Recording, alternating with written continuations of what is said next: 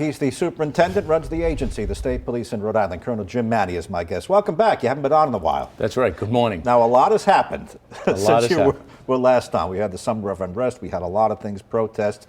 And I bet people tell you, who would want to be a cop today? Who would want to be a trooper today? Well, you do hear that often. Yeah. It's people come up to you. But then again, it's a great profession, and we have a lot of good applicants. Right. But, I mean, you have people who do want to be troopers. Oh. It's still not easy to get on. That's correct. Yeah. Yes. But you're in the midst of a recruiting drive. But, you know, when I look around, I see protests. People don't like the cops. Not all people, but there's a contingent that don't like the troopers and don't like the cops. So how do you square all this? Again, who would want to be in law enforcement today? Well, I've been in this line of work for 35 years. A lot has changed, and some has remained the same. But yes, it's a difficult time to wear a uniform right now. Not so much in Rhode Island. Yeah. But across the United States. But we do feel it. We feel, you know, we're humans, and all police officers feel that resentment that is being felt across the United States. Well, you know, as a part of this, we're putting body cams on more police departments. Certain departments in Rhode Island are wearing them. Yours is not. That's correct. I know that you're working toward that. Would you put one on? Oh yes, I wore it wasn't called a body cam back there, but it was a dash camera when I was a trooper on the road and a sergeant, and I wore one for about 6-8 years. What's keeping us from getting them right now with every trooper? So we are the last state police agency to get body cameras. Okay. And really it came down to cost. We did away with dash cameras many years ago because the technology was outdated. It was a tremendous amount of cost. Now we cannot afford not to have them. So let me just follow that. You're the last department not to have them. That's correct. Is that because you don't really want them? Well, of course, there's apprehension. Who wants to wear a body camera around with them in their daily activities? Yeah, I wouldn't want to be honest with you. I don't think I would. Well, there's always apprehension, especially amongst law enforcement officers. There's slow to change in some areas. But I meet regularly with the 6 New England colonels and we all discuss this. All the 5, excluding me, all have body cameras, and they all say the same thing. Your troopers are not going to want to go on the road without them once they get used to them. And why is that? Because it's going to protect them as much as possibly harm them should a questionable arrest come up. Is that why? That in the end you find more benefit to it? That's right. And one of the things that has changed over the past 35 years is the police officer's credibility and testimony and what really happened has been questioned. And body-worn cameras will tell the entire story. Should they have been here yesterday? Because other departments have them, which tried and true technology. What's holding us up? Well, I wish we did have them yesterday. Yeah. One of the top priorities I had when I came back as a superintendent in March of 2019 was to ask for body-worn cameras to Governor Raimondo, then Governor Raimondo. And we were in the process of research and development and getting them. But then, of course, COVID hit, and the past 18 months our priorities have shifted. All right. You know, when I put a camera on somebody, they act differently. It's human nature. So if I put a camera on somebody, does that alter the relationship? Does that alter what happens? Is an officer on edge now? You know, there's a lot that goes into this. Well, I'd be lying if I told you that you aren't on your best behavior when you're being videotaped. I wore one. I know that. But it also is a good thing. It's a good thing. It keeps everyone honest and keeps everyone on their toes, and I think it'll be a very positive improvement for the state police. All right, just going back to who would want to be a trooper, who would want to be in law enforcement, you do have people who want to get on, and I know that. You also have some troopers, and you just said that in the open from a while ago, who want to go to Massachusetts because they see it's a better deal, they get paid more. Now, you've got some openings in Massachusetts because of COVID. Some guys left, they don't want to get the vax.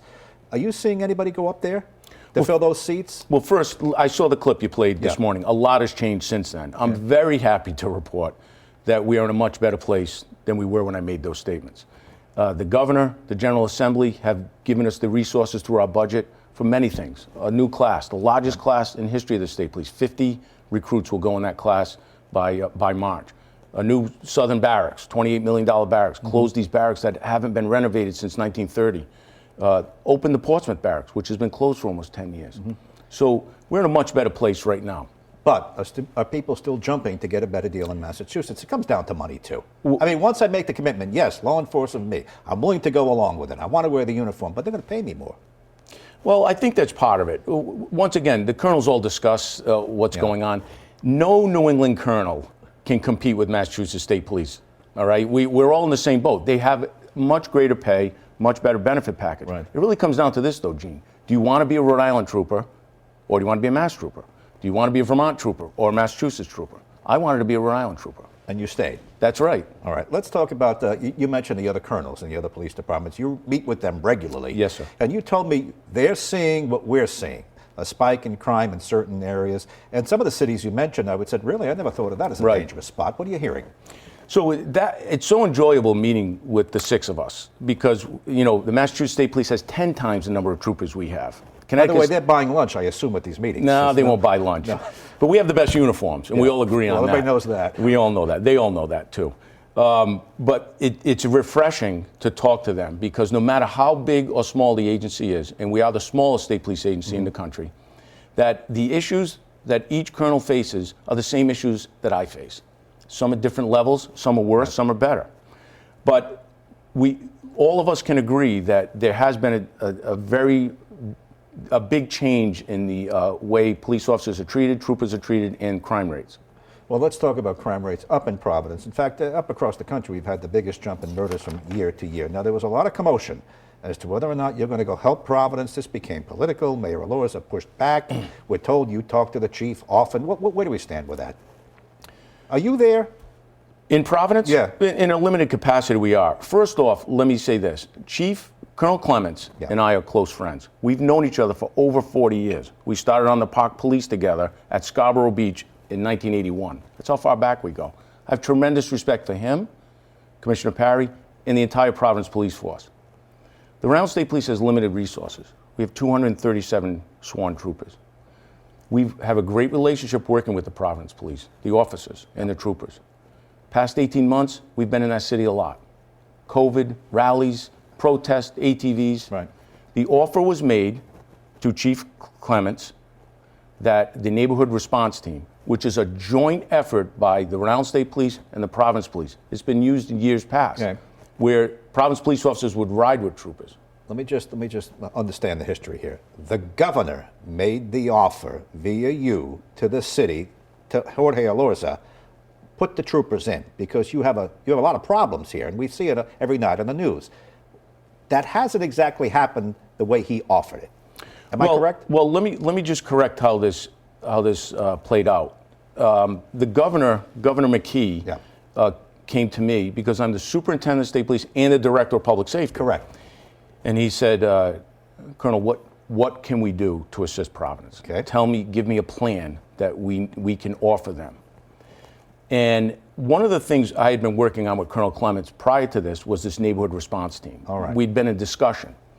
So it was formally offered to them. Right. A couple of times. I want to keep it simple. I'm following. It was offered to them, and the colonel and I met for coffee a couple of times. Okay. He does not have the personnel to do this detail. Okay. Now, there's politics involved here. Do you see the mayor's hand in the back of this? Because Jorge Alorza, he's political too. And at the time, he was thinking of running for governor. He's not anymore. So where do we stand? Gene, I'm apolitical. I learned that from my Secret Service days. That doesn't affect any of the decisions I make, and I'm sure it doesn't with Chief Clements. So it was an offer we made to him to truly assist the city of Providence. All right.